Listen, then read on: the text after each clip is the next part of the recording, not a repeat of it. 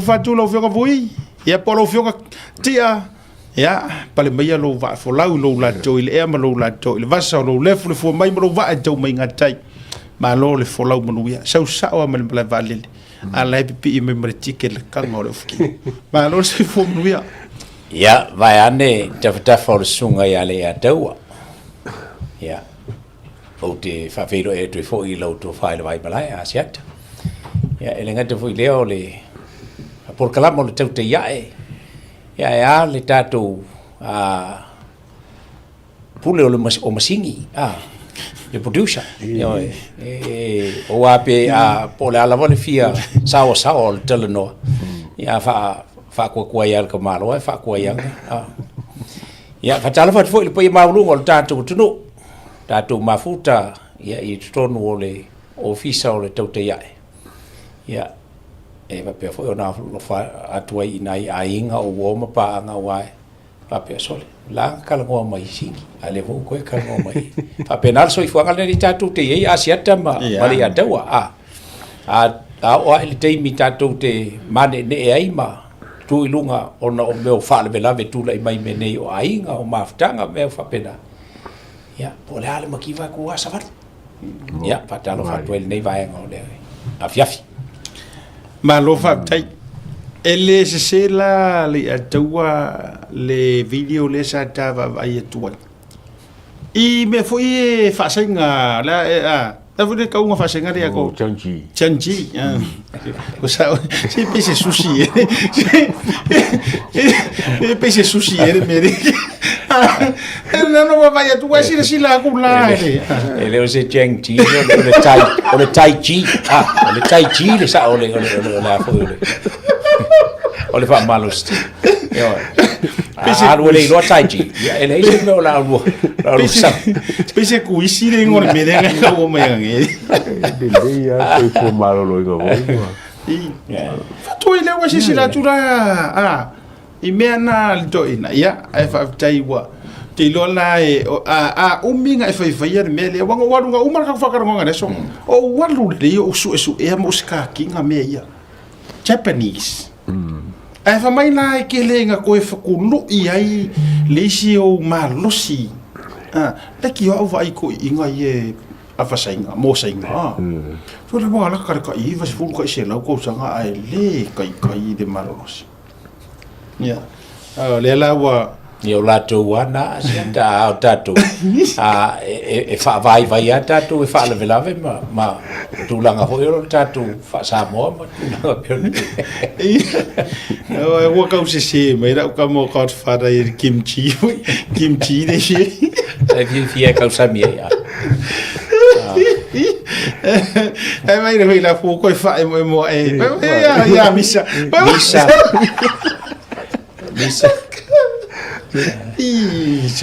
paling ko iya ya o tangata o leva na tu la ifa alo meu ifa manusina marul malu o le so se me ala ko ngi ko a o ko po angi meu ngi se fe sara falafa we wa mau so se me ko yo a o manguia wa pupu ma screen by ya maror folau maror pale fai wisi ata mo na itatu wa ya ai la tatu wa o ye na itatu mta upu ole foro so la tulo pasier pili congratulations il fainga malo me se foi ole tonga minister tupe e ole fa maite mal pili li tulanga ole yayo tatu le blacklist foi le ale Europe Union ya fa tai ole ua fitongia i fa so yo tua oi ya le wa fa tasi le tofa fa ai ole anga ka wala ko marko inga le i me mali la na le peina wala na fa te be pena tuli na fisto ina mo lo fa tula o se me fo ile winga e se le ora te tau pale atu ale le i o te mi le tau mo voi o le ase ro fina ngalo a meseli se va inga le sa tu mo se me fa pia Tuli Faalua e fa tu yo le wa o le fa ma fo to in the say po o se vo se ka ko inga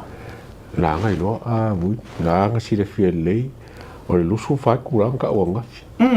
ia ro ko gepe ko lusu le mi ke pe mi ke ai ko fa kula ele il fon fkala Te fatura. e ka wi se mea fikaui wa a ko ki fa ka ki re porque ki ka ka re kule pa ma a e ka le pele fa kunga ma ka le pele lusu fai kula Wow. ko ku lunga fa ma fa sa ma fa sanga sa wanga ko ka fa ka lepe le sa wa e le o se ka ko fo e lu me ka fa ki ku lepe ngal ya o sa ya ne mamo ku o fo ka rai ya ni ngaro le fo fa ma ya okay fo ku ya sa ko mai fo langa ko mai fo dia fo Ei. Se umata ua va me misale tulanga to fa te pai to tiro le tunu ule. Ile mo na voice of ngalo. E malo fa tei Asiata Maria Taua. Va tu fo il fa fonga mai ta tu tu. E tonu ale te ole ola fa folinga. Ola fa folinga. Wa ia na te lo le ia le voi no fa lo ngo na fi e ta u mai ele fonga fitalai. E a foi e effective ile te mi tonu ana tu la ia nafi. Ona wingala. Ele ole lusu fai kula nga o po mau wa banga lenga ma vo va ya le o le sia sofo nei e fua ile taimi la ngol taimi an fatula ai on taimi fo na fata am fai ai asaula ya lo na winga ilo ule tel to nunga totas e te taula ona fa ilo ile afo ile fonga fitalai o lea ua I fafo ia le taitai o le itua ngai ya ona au mai lea le fonga fitalai lai ele sa kingi o le moka au mai lea le fonga fitalai le sa kingi o le moka va pe mai ia o le teimi na fatula ia na fi o le tau le fia lona winga o le teimi tonu fo le na fatu am fai ona toe fa u fale mai to le winga le o le tala vo le ai moni le saunanga lea e mana o arka maloanga ki so sofa inga mea uma la ngai poko anga ia ya poko fa vale malanga bele ngo fai mai I lungo le le ki o ho le si vale le ngo fai ei me tonu ale ta o le ya ta ula vai mara tua o le privilege o le parliament e ngata I tonu o le parliament a fai la o langa upule nga la foi kongo le parliament o le la sao awa ma fai ona fa mau itua ave ese ma fa mau maunga ia po le fatula I foi lau o fai lona fa salanga ai alu loto e fai mai tua lona wingala o fai ngofia nga fa kongo le fonga kalem salo anga malele angit fonga kalai va pe aku o le mata upule nei le anga o le usita ia le o le o yele manatu o le no foa o le atu inatu lo I lima o le e fai ese molia lango me o le la pe la pe al vaenga le nei o le au mai sa o le sa no anga ia por tu fo se si e fatu se la fo ona o le o to e mai ta watu ele o sita ia ele o amana ia ia le tulanga pe o nai le o umanga kulia ku male maoka o le upu sa fai e mafai ona sa ai ona o privilege o le parliament le lo ko fai mai fa o longa wing e pe al meu kaka fo ile leva pe e ke suluanga I se ofisa o se malo ele fai go ele o leo langa le ofisa o le ku un belga e se le ku un nga ai ke saulo I fa fo male ofisa nga o le pasa le ku un nga pa lo le ya ke e le men na sa ta uno fai ya tu ile pa enough is enough what tau fo male tunu ke o fo ya u ka ko le ku nga ile era fa malo fa uru malo uma ko ya mala ko ia le va vitai ya lo fionga vui wa e a fea le vaenga le fa tai tatu fa solanga o le fisili le ngo ma o nga finga o uma por kalame o silinga kali I seu se fo ia le ku nga I lingi ko inga ai o ko ia o ia e se si o ia sanga fa ko fala inga o sa fa I le ku nga e ma fai e o nga kau mori ngai kanga ka kulo I swafa ya kuila e pa manga mea o lo fai wasilinga wale ai masesi o le ko va ai ku fo I ngai aso e pe fo ringa mai fa ko ama nga ya le o ke kele mai ma finga ngalo o isi o re ku ngai o le se ku le pa ma ngai e o le la ko sau ai a sa fai lor ko inga ko kong pe wa avea o mar ko inga maro si anga o ma fau fongo ka ngaka ia e au ngoa ma sesi se kurunga ka fai se kala ara ngala fa matalanga i lo lu fa to fala inga o le foi no lu mo tai por que me se fa nga ya vui ana me wo kupui ile vaenga fa fai ale HRPP la ko wole ayase si me fai ona toi sei ele va pe fa ngale ka ngoi fa ko ngur ko se ave ye se ko fa ma se ukanga ma kulanga fa pena na se lua fa to fa inga ile vai aya te to so vira ngalo o ke longa yo e fa ko a ke sa ro ko inga nge una kwali fa longa so ko le fa ba ku le la ngo fo ma sa nga le par miangi kukusa le man mele ke sa ngo le sa ngo e asiaka nga berang fa kang sia vole o le kule ya la ko le kule se fai se la ko nga renga ko inga mo fa ringa mai o mo kwa le fa yanga sa o se upu ko inga mai ke de wala me fa ngo fire fa ko pongi sa ka ka lo se si ole o le chapipi onga fa ko inga fa ka si mo ko ke siri fon fa la ro fio mai wala mo ngo fa fo fa mai e fa ke ya ro ba ku le sa fa mai le ka le ku mai a ole fai lo kusi mo kala o fasiri ia ele va te fatto tau le pua malafo ai fa fai lo kusi mo ka fa fa ko ele o we o mala to ile to inga me ma fa to fa ta sina ma ko kupu fu ole ko inga me sa ka nga avoid e sili le pui ngai lor ka ko fikia fa to fu por me ai nga ka mo moria e si fai lo kusi mangisi ai ka se kara ko o se malo lo ila wa e be ka ko fa pe la te ke fai lo kusi mangisi mo manga e so ka inga ai ma fong fkala for le fio mai ko le fongo ia ai le finga ngaro le fong fkai den sa fa mai okay ro ba ku le ia fai ro malang for le ne toi fa tu la ia toi fa ku la ia pui jo vinga malo va dai ole e lua le utatu va ai mo li mawina ia le ai o se isia to tasia o vaenga vai ale HRPP e mafai ona sao sona fina ngalo ile taitai e iei mafuanga mua kakau mafau iai ia pe ona ia inga o lo i tutonu o lo lātou whaavai wale sisho kako o vai le constitutional HRPP po kapu ai me ia o le kai me sa fa ia le kai kai e saonga ia o ang ko fai se kala se si tai o le me o mai fingalo kai kai e kasi ale le nga e le fa luinga se sa nga kai mai le fa ko ngo fo is who knows lua ia ko nga me foi le foi o la ke ngo foi kala foi ai ko nga me fa pe o ke fo o kai ka malo awa masa salonga me ia e mo I hoa le si vaenga le fata tu le tatu fa pe la fa ko fo si la vaenga la ko ya you never know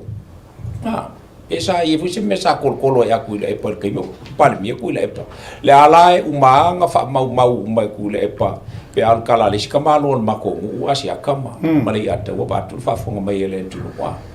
a fa ina la tu ki vai no pa pa ile valu taia e tu si umalta ma e to la tu ki vai ile tasi le uli e ko la ku e ko ka ele longa pai po le lima le fief e sa vali melo e val au kulo mal ko inga fa kulo le ka malo le ngo ya pengia bai nga e ki vai le ile valu le kaia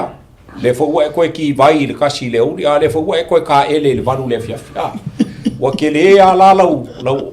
ai ka la fu ya ke o mala pai ya pe o ni masa o salonga mani onga le mau kau sao kwa wa silinga teli se ola wa o pe o se la mona na awa you know and I think nga o se ele ai se me mafai fai lo tusi ale fono leanga this was an order mai le before e o foi la shakingi yes no ele me fai se le winga na la le winga la ka si o voi fa pe ku shakingi shakingi o fioma ia bo le mo kasau ai se ilongo aku le fonga fitalai o taitale o ta fata tali atu fa e na longo le fai wala ngala vea se malelenga ale no fo a fa pe mai o le o mai te watu fa te le o mai te watu ia ai to 5 minute ia ona fa u fale le ona ia ina kanga fa lo batu fa fo mele tato toi me ia kwa kilipi lea wa maua mai le afionga ya misa to sisila mai sa mo to fa te patu pa penga misia o le patu le vanga le na to sisila mai ya ise va inga le o le tulanga le sa tu pon le la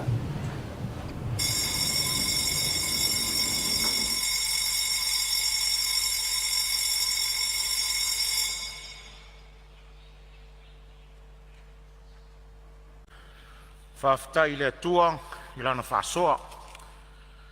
Whatati ese taurumanga mo le malolonga ua mai ana whai lau whai unga to le sui ma malu mo sa nganga tasi saunuanga o roto toi o na tali lo leo le minsta e ori Soli-Fono tau whaofi. A o le itu ina atu le avanoa o te fia whai loa tu pea o na o lea ua o mata watu ua se ei le taitai o le tuangai le nafoa o lona i tumalo. A ele i ato le lua sifuru whai tu la sa whaia iai le whai unga le pale mene ana nafi. O lea uti taurasanga ina i le sui mamalu mo le pā, ina i alo whangia, ma wha alo alongia le whai unga le pale mene. O le itu la se fulu tasi fas fulu i le tae au na nafi na tu ese ai la wafionga mai taurumanga,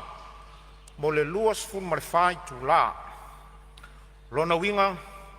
futa ma whai una e au wai le itu la se fulu tasi fas fulu le tae au nei. Peitai o lea ua e so sofa mai le maota, ai o lo ta oto le whai unga le foa ma le pale mene. E la ngona i lava le whanonoa i lo te te le foa ma le pale mene a le atunu. O le upumoni o oe o tangata matua, ua lolo so i fua le pale mene. Ala ua fionga foi le sui mamalu mua mua ua whaia le atu langa maa ua lalo le pale mene o le atunu. O ona o lo uawa le whaafonga mai le tūmalo ai o lau whai unga. Ia usta ia le whai unga wa umana whaia i lau fionga. E le lei ona e tu muri se i au sia le taimi e te tawai ona e a fio mai. Ona e a fio mai lea. Usta ia le whai unga o taoto. Ma ia tau se sia tūlanga mamalu ma le tau aloa le fono a le atunu. Wau whatonuina la wa fionga ina ia e tu muni nei loa se i o i le tu la sfu tasi fas fulu. Ona e a fio mai lea malenganga whaaloalo.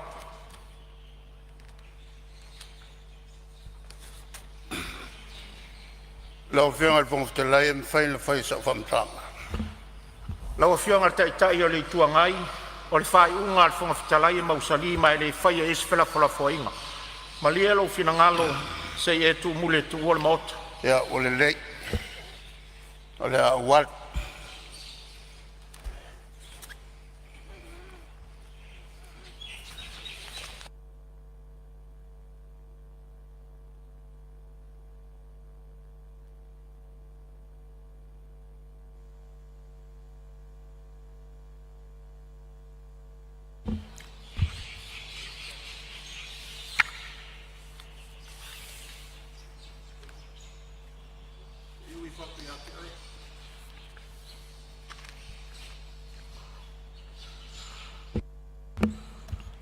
Malo lo na sa le tātou mota. Malo le lava pale tu sol tātou ngaruenga whasolo solo nei aso.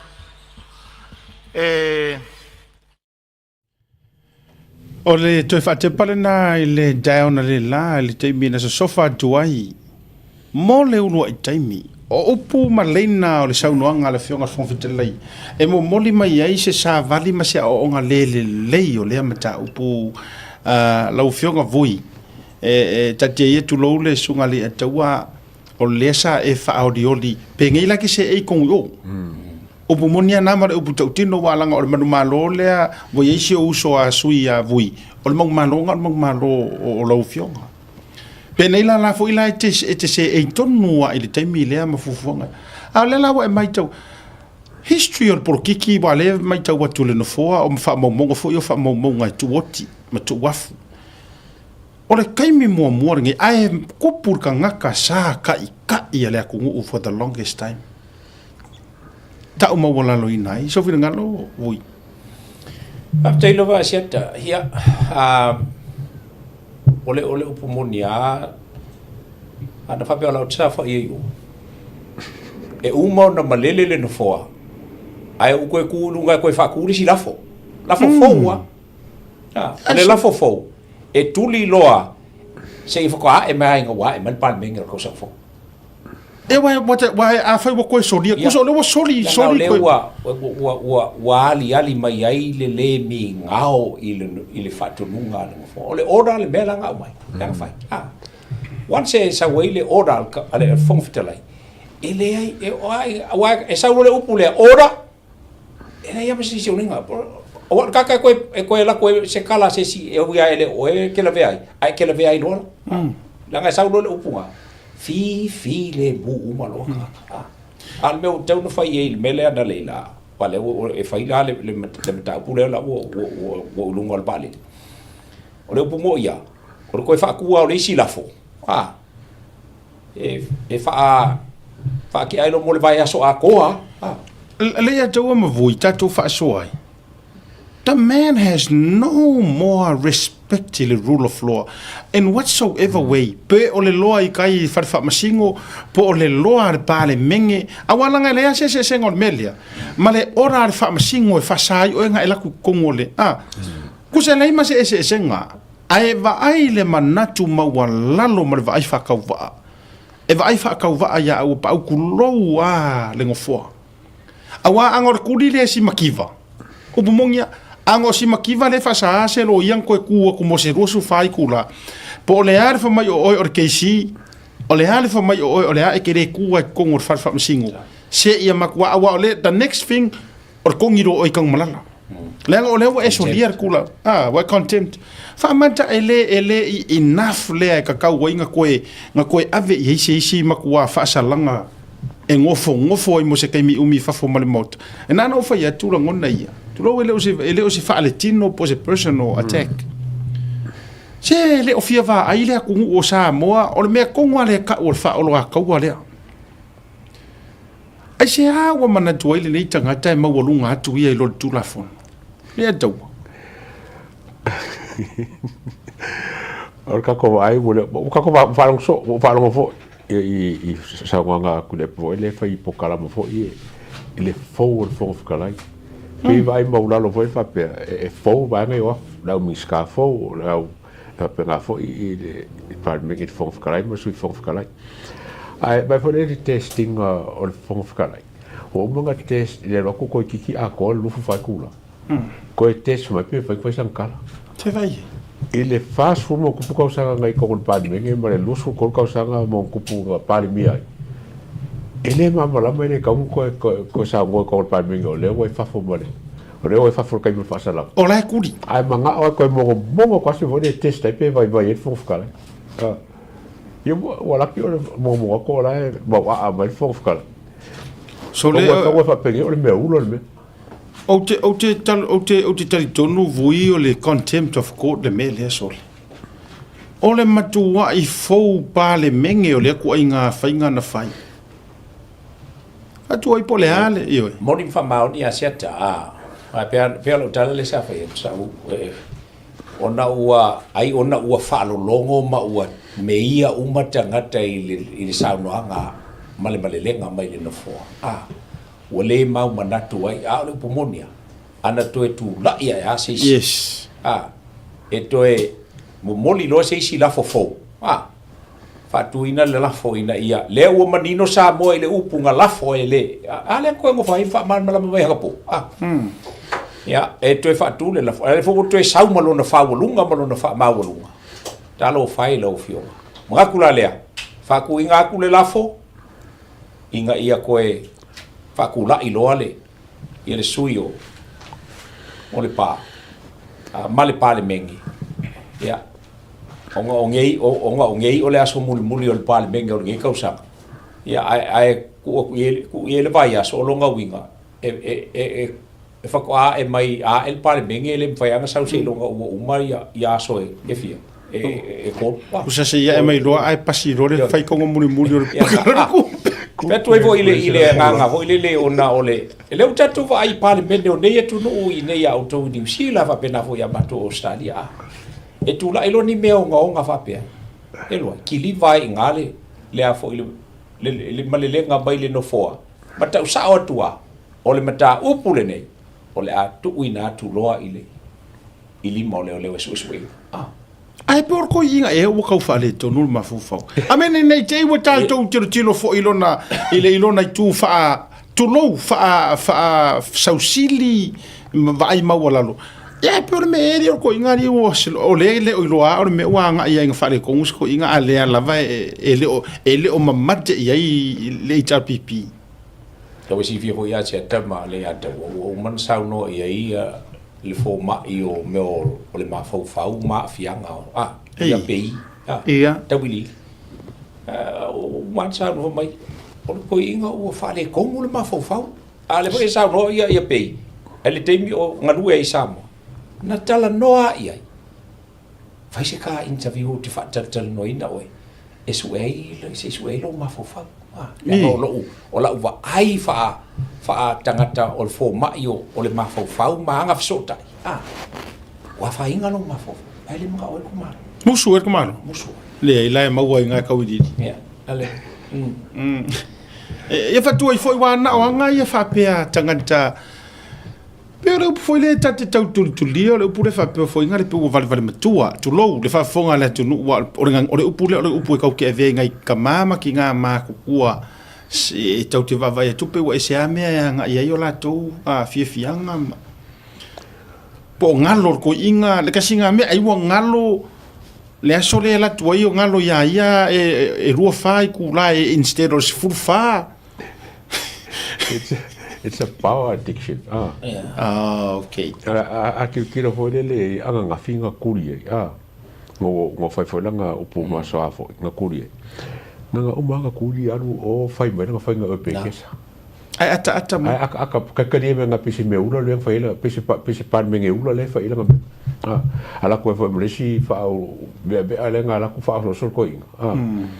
e ke ola ia fa penga sila le fonga fkala penga a me se fo le ia fai pule nga me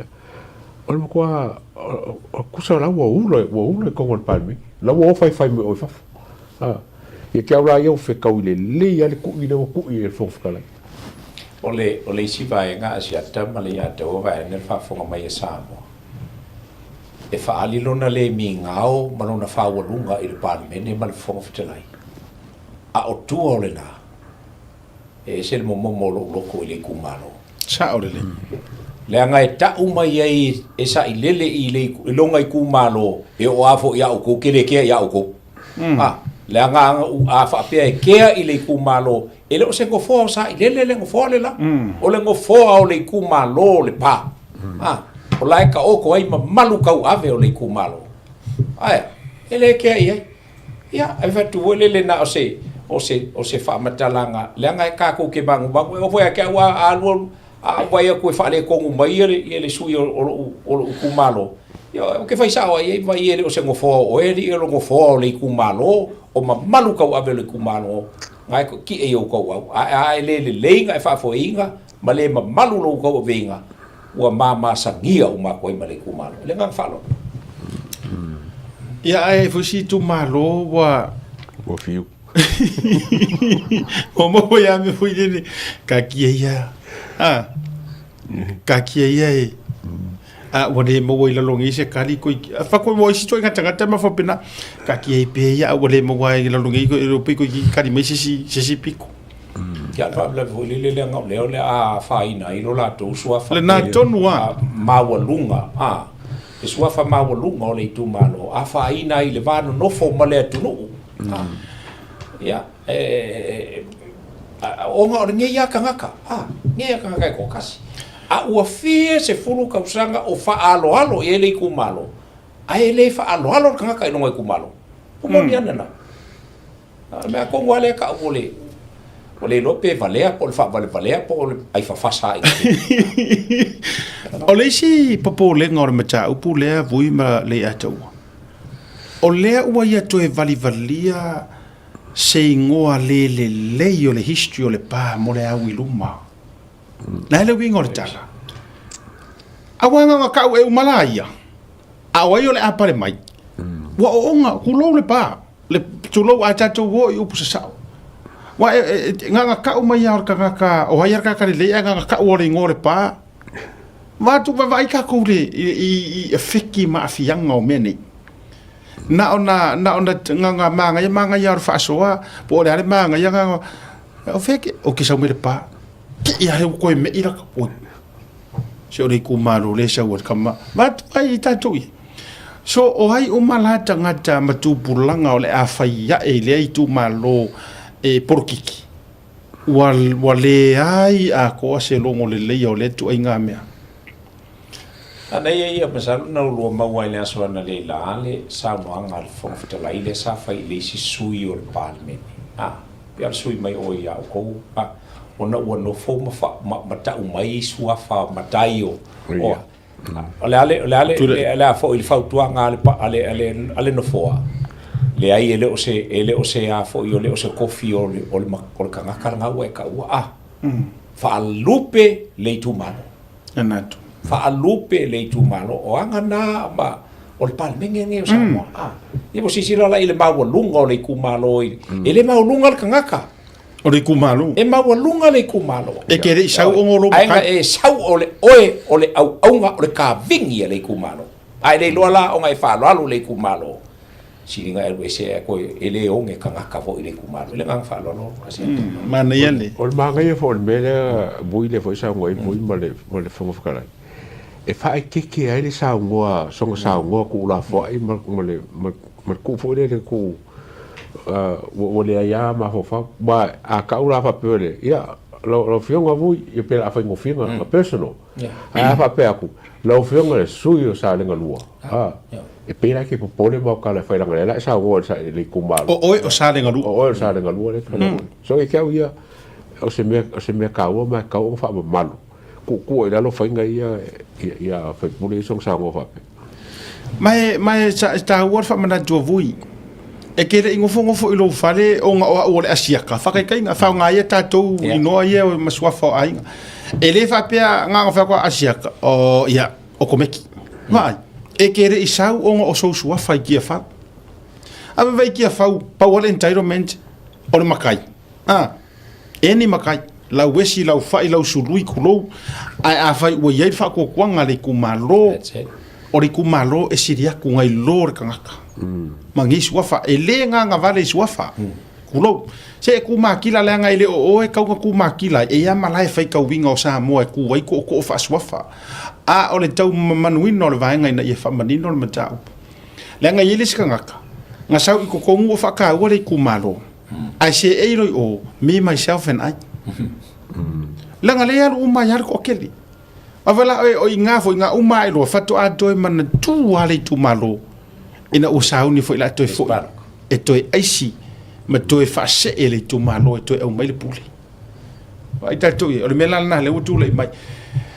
ni lua fina ngalo ile fatu fala inga fo fitala on ta to me ile le si ya vai nga le aso lua so fina ngalo le atowa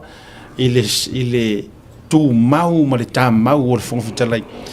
wa le mai ka waku pe ele i koe a kongi kura pe ang koe mingu ke le sa va ve ko inga le suyo le pa ai ele if a pe anga nga ka ai fa fala pe salu ila lo ka pe ka ala le fa mangalo mar va fer roi na tu mau wa ai ngai tai e pui le ngofo so ru fina ko ka wa e ke o le foka kulanga le o in ora le parmengi awa kai mi nga i le foka le karwai so le nga sa ro ko i kule e fai ya lolo foka la e fai me la nga kule o le la wa le mai o le ku ko kasi la le foka i no ku no ki mala fo fai me ka fai ye ke la ia wa dan le foka la mai i fo o la le ko u lo si sin fo na tonwa ile ko u lo si sin fo malo va te a Asiata va te foi ale ate o ole te lua sila fia ole koe kulai mai leo se fonga fitalai whaapea langa ko whaapea longa le maaki whaapea le makala mai le kaimi ole koe inga o ai fo ngongu malo sofa ngongu malo so fala nga uma o nga whaakauko e avea ma fonga whikalai o le moka langa sau ngoanga mua whai langa upu a maka kui le so ele o au o se sui o le HRPP o au o le fonga whakalai ku kasi makuma oki ale pale menga o Samoa ia le afulanga a umang kuri efi kuri kofi lau ele mesa fai very neutral kamalo a ola le kaimi e malele mai ai le ngofo la momori o sifi o kamalo le mokua pa u a le leo e sa ulo le upol kamalo ora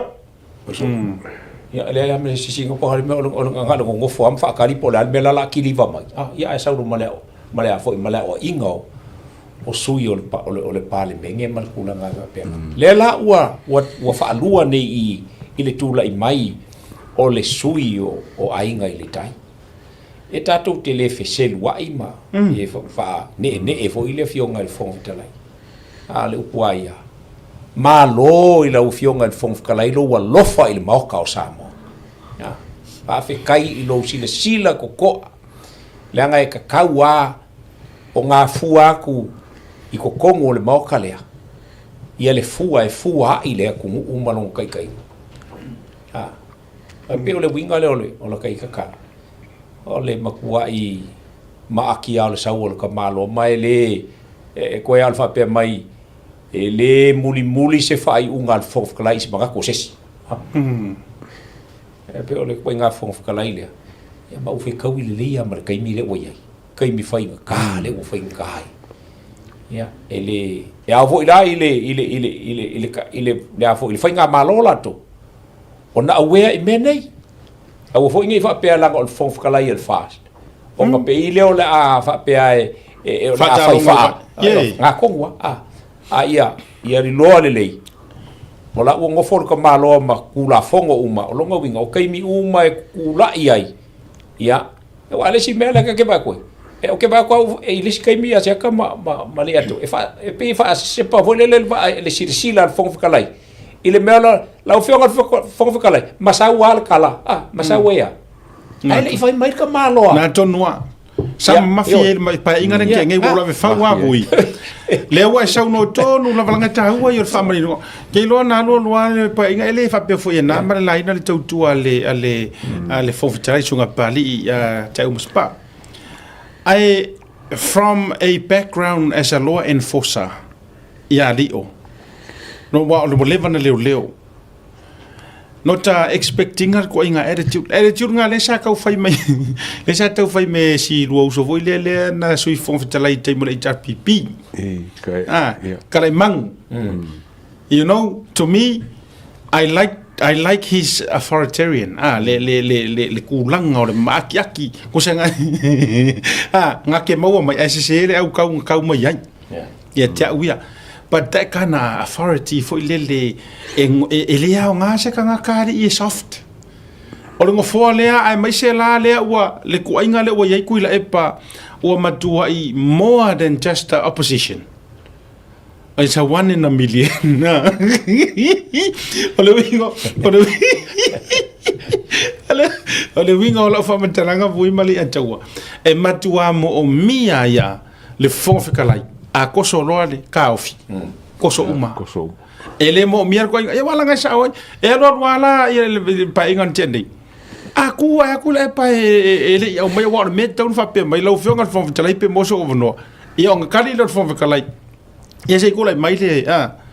al melan ko poka ko se ka ko a mi oran ke nga runga la fionga fon tele me adwai lava ke ya le o ka o fir kala mingska po oi lo ai to fa wa ya ku le pa kali ai fa tai pe ole uto e fo i mai le tu langa lau lunga vuima male ato o le sime foi o mai kaunga pe o kele nga fonge na po ma kausi kai mia fai pule mo sa la vai se fai pule o so kai alu ai la o kere fai pule o uma kai mi uma la ko o uma la ko fo la ko kala ni uma kai o se fela ya mele o coso solo mai me fo la le fa ko la unha coso mo a ko kiki a ko ru mi ku a fa ka un ka le la ko ba ku le wa ko la va ia le ia fongo i le me ka nga ia ma fifa ngo ko ka o le si mea nga me mo mua nga o ero maho whango o whaile le pare mengi. Le ako e sura i kua. O, ko se aka. Ma ko horka la karenga ka amira lo e fia bes ka ma yaka hui. Ah, la ku whang whakarai whai wo. Pe wo whako ruimar kere. Pe wo whako ruimar kere. Kusa rewa ka ua kua. O le mele whai mo mua se se. Ia. Tai. Ole vaenga jere i me yesela vai sia mata upole o te ada mo utilo i le vaenga i faia le kamela al fono le venta to mai tawana nei le ai ma se fa e monga le kamela por camera e pu e me ia me te tau walanga o le live o la tala le mua le ataua mavui a fai le fainga i tangata o le puinga o le fongo outsource le ngadwe nga ia wo te lo pole ali tu langa la te fai lua ele o le lifara lo ma fau o le tu na o le mele te lo la lifa o pui nga o mo me ia tu le ai se dato mata tu pele a wilu mo le fono wa e ia lo se me fa pe tu puanga i le fast nga ko vai le makor camera ele aru ese matanga ia mamingiska Poleani, lunga mani lalo. Alen tato to vai mo mo win le to tele le fo e medi mai ma ko meni tangata. La ngo la fia va ai sa mo a fa live lo me ia. Ia live mo me mo ka o me. Ma po e fa le ele o se live se o se ke wila. Ele o se live o se si o le fono usu a Samoa. E entaito o ma ya Samoa e mai mo masina mio le mele. Ai le pe poloka control le au vaenga ia e lau te controllinga pe fia mana nao e fili ma pule la ko le me maka isa mo me le maka isa mo o TV9 le poa ke lo le o a fa ia o tele o TV ia o TV malo e ala na mafua ia vaenga fapia pole makwa ele ilava le mana ma anga tangata nei mana tua ole vaenga la vai sili ona taua e lua ole fofonga vetalai ma le kangaka lea ua le victim lea le kalangoa iai lona winga a fai nga le kasi lako kema ia longa winga ua faa mau alfa mau nga wale fenga mibilo kangolo si a kol kema nga le si ku milo le si ku mo le si ku lona pe le winga la ka fam kalanga o aunga i o au ke o le maka upu lea e kalangoa o le fofonga fe kalai malanga fa konga e fie lola sa mo po fela ir ka kalefa ir fa konga e me se o ka kalefa longo al fa vela ya a fa o TV na yo TV9 no TV Armaro TV Armaro it's supposed to be over to AP and TV9 or TV ngal malo ya ma tu foi wo ma privatize o mga fa ma ko fa ka ko le pa nga i le ya foi se ama TV1 what 9 TV9 that's TV1 oh there's yes that's TV1 TV9 ma to TV9 la o le TV9 o TV la balngale al palmeng yes al malo kusa live fan ko kongi ku per malo ele ko kongi ku pe se HRPP e manga yelo wa lu fa kong vo le va nga nga yes absolutely camera 1 camera 2 pe ba ku camera 3 pe ba ku mi se camera 1 camera 2 camera 3 ia le palmeng a ko you know Vai se sila foi vui en anu ola fau e sauno. Lai ele se aro fanga langa o lai ai camera wa so se suia tu lai. Yeah. Mango foi so se suia ku lai lunga e mo yer camera. So every angle so lai mo se o lai ai. ai ona uma ele o cameraman fo ile o kangaka le fa kungkungua o fu uma nga brief a kupu meia wangi puese mer ko inga wai uma fo wa fai mai ele share mai ele wa ula o mena le tupu o longo wingala ele o cameraman o kaka ho le ku fa kasia ia le producer tanga o ka pe o le ngaruenga ai fo ia misa le fai a fai la mana tua o mafuanga ngai sa wela uia tala nga iwa atato wolo o ai tonu le fai meia a fai o TV1 for example walanga o le fai al page al Parliament of Samoa o le live maya which is a lo tununga control fai lo kusi al Parliament o ia le tangata report di umai ia po ai la wa ai le media ale Parliament o kanga li poki anga i fai lo kusi so control uma ngai o ia foi la tona avia le fatonunga meia ele ai songa arofanga le foi fa fonga mai ka kia le fei kar kau kai ai kalia se ku alalo lenga o le mako ku alalo o le experiment for that no ia mo le lenga o kanga ka lenga o le ko kele fai ka fia mafe la foi na vatu vai na avel tato tu alalo tato lava tu ya ena fa mai tere tu alalo ia le leila e o fe ngai mal pale mia ma press conference fa fe kai vi ia le li va vai de manga ia langa ia be foi le o fai so o fai ma masani o te e hawa e maro si oki maro miki afu o ngā e whai e rungo le masangi lo winga lan wha matalanga o to e fo i mai il po e ngā mene o lai deliberate o lo ulana tantununga